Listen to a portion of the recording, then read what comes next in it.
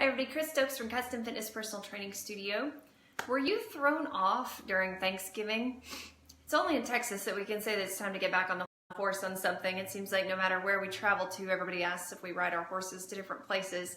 It's obviously not something that I do if you know me very well, but kind of a good idea there. So Thanksgiving comes along and just really upsets your bubble of your norm and your stride of where you've been going and heading and how well you've been taking care of yourself, and all of a sudden either you miss your workout for a few days and you just kind of get off track, don't really get back into it, or perhaps you stop eating quite as well as what you were before and just really haven't gotten back into it because there's a bunch of leftovers left in the kitchen, or perhaps you brought some stuff home from somebody, or it's starting to get to be the holidays and people are starting to drop food off because for some reason we all show our love through food. So all of these sweet treats that come along that everybody brings to show their love end up in your kitchen, and then you end up eating them all, and that tends to not be such a great thing.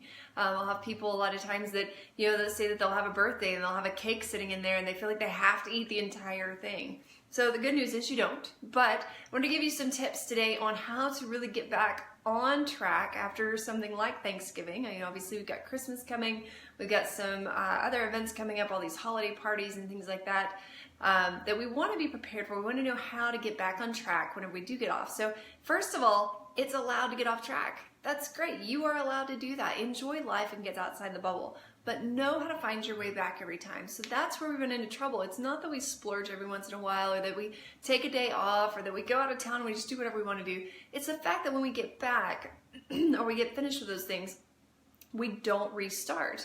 And a lot of that sometimes is due to the fact that we had to try so hard and mentally focus so much on getting it done the first time that doing it a second time, the brain's like, it's really easier not to do that. So what we want to work on is trying to find some ways that we can get back on track after having that splurge, or after having that time off, or whether it's expected or unexpected. Sometimes we plan vacations and that's great. Sometimes things just happen. There's been a lot of people with illness in the family or things like that that are taking them out of town, into hospitals, places that really they don't have any control over the situation. But once they get back and things are back on track family-wise, then they've got to get back on track with their health and their fitness goals. So how we're going to do that is, first off, we've got to clean up the kitchen. If it's Thanksgiving that's throwing you off, or a birthday, or some sort of party, and you've got leftover treats in your kitchen, or leftover just excess food in your kitchen, there are so many places that you can donate that to. You could give it to your neighbors, to your friends, to your family. If that doesn't work, go out and share it with churches or with some homeless people. There's plenty of people who are in need this time of year, and if you're eating it just to get it out of your kitchen, go and share it. Today's Giving Tuesday. We might as well go and give some of that food away and enjoy life a little bit better. So that's step number one. Clean out the kitchen. Make sure that it's only got the things that you really need in order to support you in what you're trying to do in your goals, rather than having things in there and just trying to use your sheer willpower, which is really running out this time of year, to keep from eating them. So technically, if it's in the kitchen, you're going to end up eating it, whether it's today, tomorrow, or next week. Eventually, you're going to eat whatever's there, so definitely just getting rid of it will help. So step number two is, rather than saying, okay, I fell off track and I've got these 10 things that I really need to get done, that I need to start focusing on more and really be more diligent in doing, let's pick one. Pick one thing that you need to work on that you can get better at doing today. If you can get better at one thing today, then maybe next week you can add another one in, and you can get better at doing 2 things then. And then you can add another one in and get better at doing 3 things. If we try to start off with too much on our plate, we don't usually end up succeeding because we've got so many things that we're trying to split our attention between that we really just can't get a firm ground on it. However, if we strip that list down to 1, you can definitely do 1 thing better today. So that's kind of your focus, is find 1 thing that you need to improve upon or get back on track with, and start to do that better today. So clean out the kitchen, do 1 thing better. The last part is back into the exercise. I tell you what, if you miss a workout or 2, you miss a week or 2, you start to really feel it. You feel the differences, but mentally you don't always feel that need of, I have to get back in the gym. Some people do.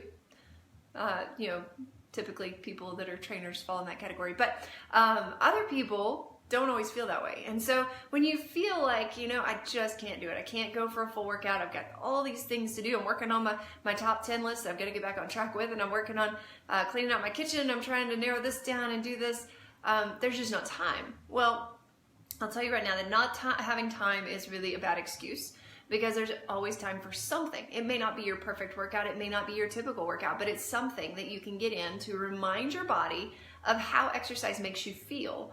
And really anything's better than nothing. So today, start with a 10 to 15 minute workout. And it could be something as easy as maybe some ab work on the floor, or maybe it's some squats and lunges with some overhead presses, or something that you can do. Maybe it's 3 exercises that you do back to back for 10 minutes. You can easily find an exercise or 2 to get in during a 10 to 15 minute period to start to remind your body what it feels like, to start to build that energy back up, to start to raise your metabolism again, and to get you used to getting back in the groove of things. So if you'll try those 3 things out for me, cleaning out the kitchen, pick one thing to work on each day to get better at, and then start with a very small 10 to 15 minute exercise routine each day, just to remind yourself what it feels like. What that's going to do is it's going to promote consistency, not perfection, but consistency, which is going to get you back on track and ultimately lead you to your goals. Now, perfection would obviously get you to your goals a little bit faster, yes, but perfection isn't always attainable, or really ever attainable, because eventually someone's going to drop off. Even if they start out doing everything just by the book, eventually they're going to drop off and they're not going to see the results because they stopped. However, if you move slower at a consistent pace, then you're going to see those results tenfold, because you're going to see them last for a lifetime, where you can maintain them, where you can learn to get back on the horse after things like Thanksgiving and Christmas. So if that's something that you would like some help with, knowing how to get back on track, or having a team that not only supports you but understands these types of issues and helps to push you in the right direction gently without, getting onto you and making you have a heap of guilt for missing things, our team really wants to support you in a way that's going to be beneficial and positive for you to be able to continue this for a lifetime. We know a lot of times people go into training situations and they have trainers that really just lay guilt upon them. They yell at them, they get upset with them, they turn their noses up at them, really, and that's really not who Custom Fitness is. I've been doing this for almost 18 years now, and I've seen a lot of different types of trainers, and that's why Custom Fitness is not this way, because I want to make sure that our team is there to support you and to help you through these changes, because we know that they're hard. We go through struggles just like you do every day. And so we want to make sure that you've got the tools and the support and the accountability that you need in order to reach your goals and find lifetime success. So if that's something that sounds interesting to you, if you've been dying to try us out and you just haven't picked up the phone yet, today's the day.